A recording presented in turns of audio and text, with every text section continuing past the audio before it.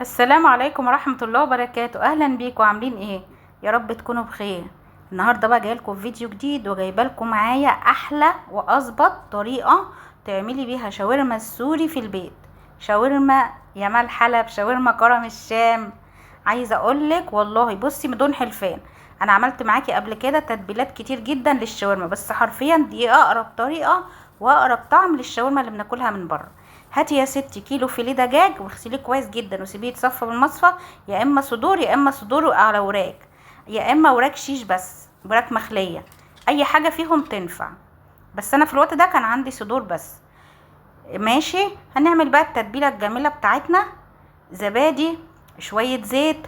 الباكت ده كان عندي والله بقاله فتره كبيره جدا، فاضطريت استخدمه، لكن انا ما بجيبش حاجات مقاطعه خالص الفتره دي. شويه ملح صغيرين، يعني تقريبا نص معلقه ملح، عشان الخلطات دي بيبقى فيها ملح. شويه بقى بهارات من اللي هقولك عليهم دول: فلفل اسود، بصل باودر، توم باودر، سماق، كركم وكاري وبابريكا، وشويه شطه وشويه بهارات فراخ. عايزه اقولك تتبيله روعه. ماشي. هقولك الملح والفلفل والشطه، توم باودر، بصل باودر، بهارات دجاج، كركم وكاري وبابريكا وسماق. ماشي. هنا حسيت ان الخليط تقيل شويه فزودت له نص فنجان ميه. عايزه الخليط يكون متوسط السمك، ما تكونش ميه كده صيصه ولا تكون تقيله قوي. بصي القوام ده مظبوط. انزلي بقى بشرايح الفيليه وتبليها وسيبها في التلاجة قد ساعتين تلاتة، ما تسيبهاش اكتر من كده، ساعتين تلاتة حلو جدا. تمام. قلبيها كويس وسيبيها بقى في التلاجة. يلا نعمل التوميه الجميله بتاعتنا. محضره باكيتين نشا الحجم الصغير ده، عشان طبعا التوميه دي بتتاكل في يوميها، ما ينفعش تشيل في الفريزر. تمام. هحط عليهم فنجان ميه وهقلبهم، الميه عاديه جدا، هقلبهم على البارد الاول قبل ما ارفعهم على النار. بعد كده ارفعها على نار متوسطه وافضل اقلب فيها لحد لما تتقل وتبقى بالشكل ده. لازم النشا يستوي. ماشي. بعد كده بقى هجيب الكبه بتاعتي واحط فيها علبه زبادي، رشه ملح يعني على طرف المعلقه كده، عشان تعملي احلى توميه. باكت مايونيز، الزبادي وشويه ملح صغيرين، يعتبر ربع معلقه ملح، باكت مايونيز، معلقه كبيره خل، وشويه زيت، يعني مثلا قد ربع كوبايه زيت. طبعا التوميه النشا، خليط النشا لازم يكون بارد قبل ما احطه في الكبه، قبل ما استخدمه سبته يبرد شويه وبعدين حطيته مع المكونات بتاعتي. وفصين توم مفروم او توم عادي هيتفرم في الكبه مفيش مشكله. ما تنسيش تحطي ربع كوبايه زيت. دي مكونات التوميه. احلى توميه هتعمليها، احلى ما بناكلها من بره بكتير على فكره. كفايه ان انت ضامنه كل حاجه فيها. هنا انا غلطت غلطه، حطيت ربع كوبايه ميه، كنت حاسه ان القوام هيبقى تقيل فحطيت ربع كوبايه ميه. انتي لما تيجي تعمليها ما تحطيش ربع كوبايه ميه، دي هتلاقي القوام ظبط معاكي. كان خفيف شويه بس كان طعمه تحفه، ماشي حاله يعني. بس انا حسيت بعد كده ان هو ما كانش له لازمه الميه، ما كانش لها لازمه الميه، بس طعمها كان تحفه، خطير يا جماعه، خطير. كده بقى بعد ما سيبنا الفراخ متبله في التلاجة ساعتين تلاتة، في الوقت ده لازم اشغل الفرن كويس جدا، اولع الشوايه.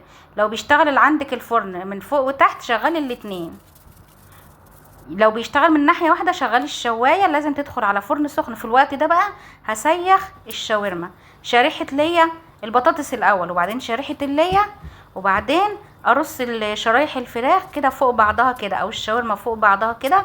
وانتي بترصي ما تكبسيش قوي بايدك، يعني ما تضغطيش على الفراخ قوي، تكبسي عليها بايدك. ليه؟ عشان تخليها مهويه شويه، عشان لما تدخل الفرن الحراره تتوزع عليها بشكل كويس وتستوي من جوه، ما تبقاش من بره مستويه ومن جوه ايه نيه او مش واصل لها حراره.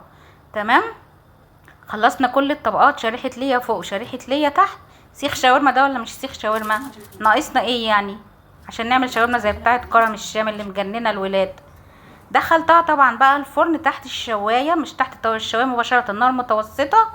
بالمتابعه بقى روحي جايه كده عليها، تابعيها، ما تنساش عشان تفضلي تقلبي فيها كده، ما تاخدش وقتها تقريبا ساعه. حتى البطاطس اللي اتبقت ما رميتهاش، قطعتها شرايح جنب الشاورما وخدت بقى من التتبيله ومن الطعم، كانت تحفه. بالبطاطس كمان تخيلي. كده بقى انا سبتها تهدى بس شويه عشان اقدر اقطعها لكم واوريها لكم. ما خدتش في الفرن تقريبا من ساعه لساعه وربع بالكتير، على نار متوسطه والشوايه شغاله. هاتي بقى العيش السوري بتاعك الجميل، يكون طازه كده وبتاع يوميه، بتاع يومه يعني، وابتدي بقى اعملي السندوتش الخطير بتاعك. يا سلام لو عندك خيار مخلل بقى، انا دايما بعملها بالخيار المخلل، بس في اليوم ده كنت مستعجله قوي ومضغوطه، ما لحقتش اعمل خيار، بس هي بيبقى معاها تحفه. اعملي بقى السندوتش بتاعك الجميل، شرايح الشاورما ومعاها قطعه بطاطس والتوميه، واعملي السندوتشات الجميله بتاعتك، وروحي بقى على النار تكوني محضره جريل مسخنه فيها معلقه كبيره زيت، وتحمصي بقى السندوتشات من فوق ومن تحت من كل جنب كده، وشمي بقى الريحه. مش قادرة اقولك على الجمال وعلى الروعة وعلى الطعم الجميل. ابني كان كلها في كرم الشام وانبهر بيها، بس انا عملت له احسن منها الحمد لله.